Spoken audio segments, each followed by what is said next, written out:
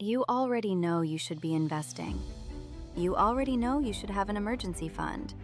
You probably know the difference between a Roth IRA and a 401k. You've read the articles, you've watched the videos. You know what to do. So why aren't you doing it? I'm not asking that to make you feel bad.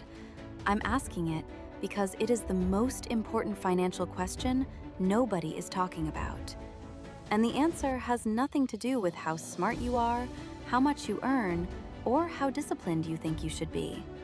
The answer lives somewhere between your brain, your past, and a thing called the knowledge action gap. And once you understand it, actually understand it, everything changes. Welcome to episode 1 on why smart people stay broke.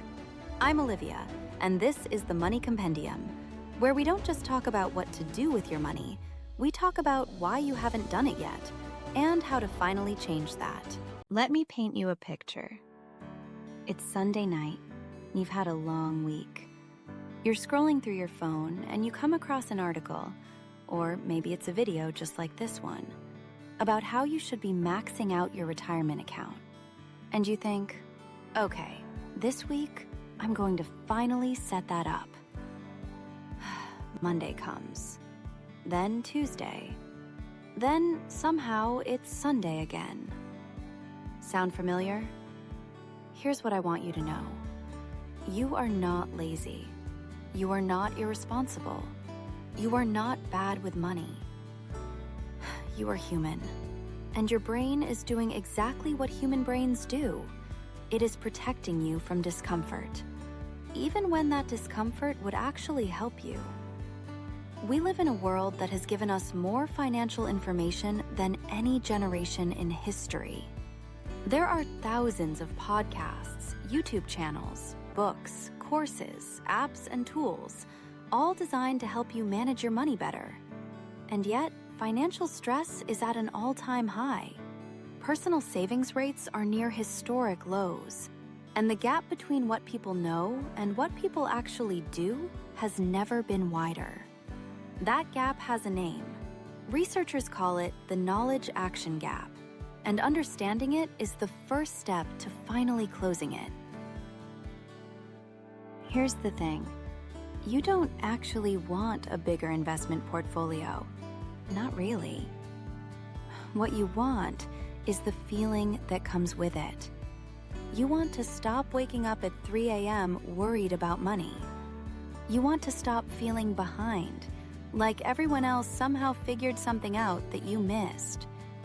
You want to feel like the choices you make today are building something real. You want security. You want options. You want to stop feeling like money is something that happens to you and start feeling like it's something you control. Those are completely reasonable, deeply human desires. And the good news is, they're absolutely achievable. The bad news is that no amount of additional information is going to get you there, because information was never the problem. Think about it this way. If information were enough, every doctor would be healthy, every personal trainer would be in perfect shape, every financial advisor would be wealthy. We'd all be eating our vegetables and going to bed on time. We already know what we should do. The question is, what's getting in the way of us doing it? There are 3 main forces working against you, and none of them are your fault, but all of them are your responsibility to understand. Force number 1, decision fatigue. Your brain makes somewhere between 35,000 and 70,000 decisions every single day. Most of them are tiny and unconscious, but they all draw from the same mental energy reserve. By the time you get home from work, feed your kids, answer your emails, and figure out what to have for dinner, your brain's decision-making capacity is basically running on fumes. And what does your brain do when it's depleted and you ask it to do something complex, like setting up automatic investment contributions or reviewing your budget? It defaults to the easiest option, which is to do nothing. to wait until tomorrow, to table it for when you have more energy. Tomorrow never comes. Not because you're lazy, because your brain is tired. And tired brains don't do hard things. Force number 2, financial avoidance. Here's something that doesn't get talked about enough. For many people, dealing with their finances doesn't feel neutral. It feels threatening. It activates the same fear response in your brain as physical danger. Research from Cambridge University found that financial stress activates the same neural pathways as being chased by a predator. Your brain literally treats an overdue credit card bill or a scary bank balance the same way it treats a threat to your survival. So what does your brain do with threats? It avoids them. It looks away. It puts the envelope back on the pile unopened. It closes the banking app after 3 seconds. It decides to start fresh in January.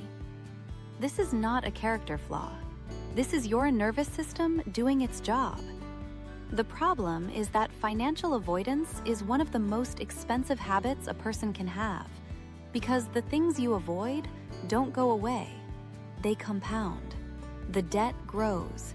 The opportunity cost grows. The shame grows. And the longer you avoid it, the harder it feels to face. Force number 3, the behavior gap. The third force is what financial psychologist Carl Richards calls the behavior gap. The distance between what we know we should do and what we actually do. And here's the uncomfortable truth about it. It's not filled with ignorance. It's filled with emotion. Fear of making the wrong choice. Fear of looking at the number and having it be worse than you imagined. Shame about past decisions. Overwhelm about where to even start. The sneaky feeling that maybe investing is for people who have it more figured out than you do. Emotions are not the enemy of good financial decisions. They're part of being human. But when they go unexamined, when you don't even realize they're running the show, they will quietly sabotage every good intention you have. So if information isn't the answer, what is? The research is pretty clear. Behavior change happens when you address the emotional and psychological layer underneath the practical one. You need both. The strategy and the inner work. The what to do and the why you haven't done it. Here's what that looks like practically. First, reduce the decision load. The most financially successful people aren't necessarily the ones who make better decisions in the moment. They're the ones who automate decisions, so they don't have to make them at all. Automatic transfers, automatic contributions, automatic bill pay. When the action happens without requiring a decision, decision fatigue stops being a factor. Second, treat avoidance like the emergency it is. Every month you avoid looking at your finances is a month of compounding in the wrong direction. You don't have to have it all figured out. You just have to open the app, look at the number, sit with the discomfort for 60 seconds without closing it. That is the beginning of a completely different relationship with your money. Third, and this is the one most people skip, you have to examine the story you're telling yourself about money. Where did that story come from? What did you learn about wealth growing up? What does money mean to you emotionally? Is it safety? Is it status? Is it a source of shame? Is it something that other people have and you don't? Those stories are running your financial life, whether you're aware of them or not. This is why I created both the Money Compendium and the Mind Compendium. Because I genuinely believe you cannot fully fix the strategy without also doing the inner work. They are not separate conversations. They are the same conversation. When you close the knowledge-action gap, not with more information, but with genuine self-awareness and the right systems, something shifts. And it's not just your bank account that changes. The 3 a.m. money anxiety starts to quiet down. the shame starts to lift. You stop feeling like a passenger in your own financial life, and you start feeling like the driver. You stop relating to money as something scary and unknowable, and you start relating to it as something you are genuinely, actively building. The decisions get easier, the action starts to feel natural, and the gap, that exhausting, frustrating gap between knowing and doing, starts to close. That is what this series is about. Not just teaching you what to do with your money, teaching you how to actually do it and understand yourself well enough that nothing gets in the way. If something in this video hit close to home, if you recognized yourself in the avoidance, in the decision fatigue, in the gap between knowing and doing, I want you to do one thing right now. Subscribe to this channel, because this is just episode 1.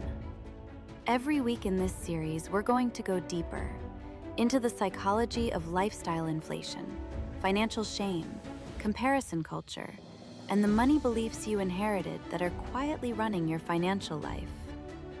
This is the conversation that changes things. And if you want to go even deeper on the mindset and inner work side of this, I have a sister channel called the Money Compendium. The link is in the description. Over there, I created a companion video to this one that walks you through the psychology of financial avoidance and a simple mindset reset you can do the next time you feel yourself wanting to close that banking app. It is free, it is waiting for you, and it will genuinely help. The next episode in this series is called Lifestyle Inflation, the silent wealth killer nobody talks about. Trust me, you don't want to miss it. I'm Olivia. This is the Money Compendium, and I'll see you in the next one.